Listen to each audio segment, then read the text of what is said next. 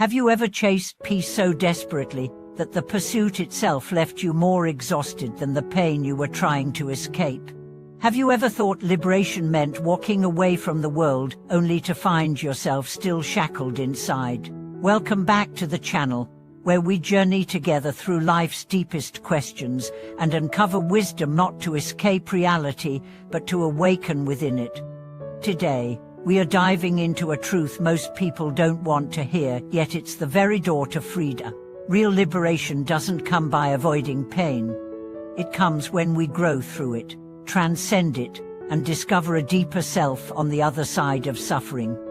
There's a common misunderstanding in spiritual circles. People assume that awakening, enlightenment, liberation, whatever you call it, means entering a life of bliss, silence, and detachment.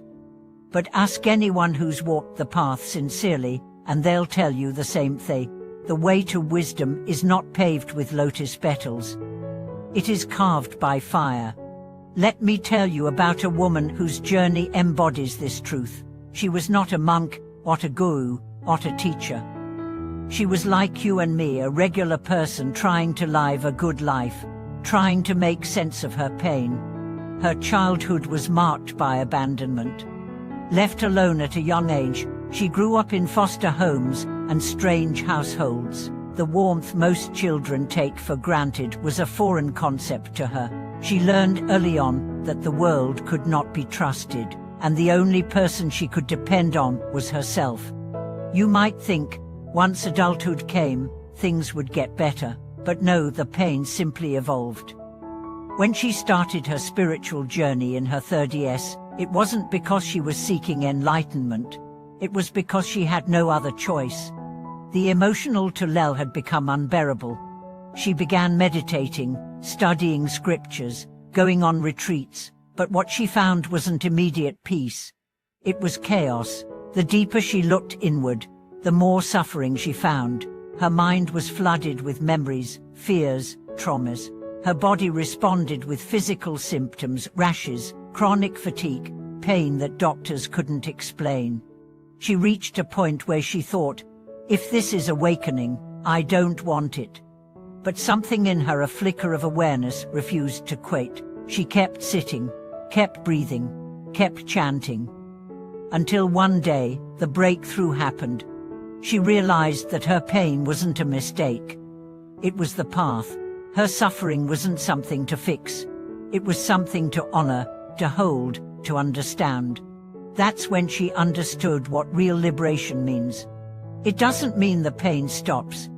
It means you stop identifying with the pain. You stop believing that you are the wound. You realize that pain is an experience, not a sentence. A visitor, not your home. She began to shift her entire approach to life. When pain came, she welcomed it like a teacher. When fear came, she observed it like a storm, not to run from, but to weather with courage. This is what true liberation looks like, not a life without suffering, but a life where suffering no longer controls you. Let's make something clear. This isn't about toxic positivity. It's not about pretending everything is fine when it's not. It's about becoming so rooted in awareness that even when the storm comes, you don't lose your center. Buddhism speaks of samsara, the endless cycle of birth and death, pleasure and pain. But it also speaks of nirvana, not as a place, but as a state of being that arises when we are no longer bound by our reactions. How do we reach that state? Not by bypassing life's trials, but by going through them with wisdom. One day, the woman asked her spiritual teacher, "Why do I feel more lost the more I practice?" The teacher smiled and said, "You are not more lost, you are more awake. What you feel is not confusion, it is clarity showing you what you used to ignore." That moment was everything. She learned that awakening is not about adding something to yourself, it's about stripping away everything that is not you. It's about releasing expectations, ego, control.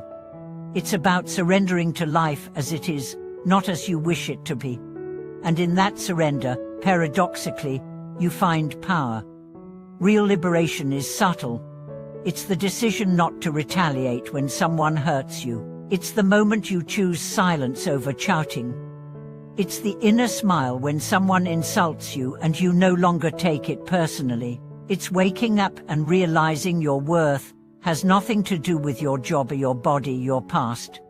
It's knowing that even in grief, you are whole. Even in despair, you are light. Even in death, you are life.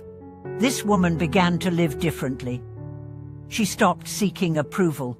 She simplified her life. She found joy in small things, watching the sun rise, sipping tea, feeding stray animals. Her liberation didn't come in a grand ceremony. It came quietly, like dew on morning grass. And others noticed, not because she preached, but because she radiated peace. Her presence became medicine. Her calmness, contagious. That's what happens when you heal through pain, not around it. You become a lighthouse. Not because you never suffered, but because you chose to turn your wounds into wisdom. Think about your own life. What pain are you running from? What part of you have you labeled broken or too much? What if that very part holds the seed of your awakening? We've been told to fix ourselves. But maybe the journey is not about fixing. Maybe it's about meeting ourselves fully, messy, raw, and filtered, and saying, even here, I am worthy. Imagine a world where we taught children this truth, that their sadness is sacred, that their anger is a signal, not a sin, that being vulnerable is not a weakness, but a doorway to truth. That world begins with us, with each of us choosing to stop numbing, to stop performing, to stop pretending, and instead choosing to feel, to fall, to rise. Liberation is not far away. It's not in another lifetime. It's right here, in this breath, in this moment. Right now, as you listen, let go. Just for a second, release the belief that you're behind, broken, or not enough. Feel what it's like to simply be. That stillness. That's the doorway. The pain you carry. That's the key. The courage you show by not giving up. That's the path. So keep walking, even when it hurts. Especially when it hurts, because every tear, every crack, every heartbreak is not a detour, it's the divine sculpting you into someone vast and strong. You are not your suffering. You are the one witnessing it. And in that witnessing, there is freedom. Thank you for watching this video.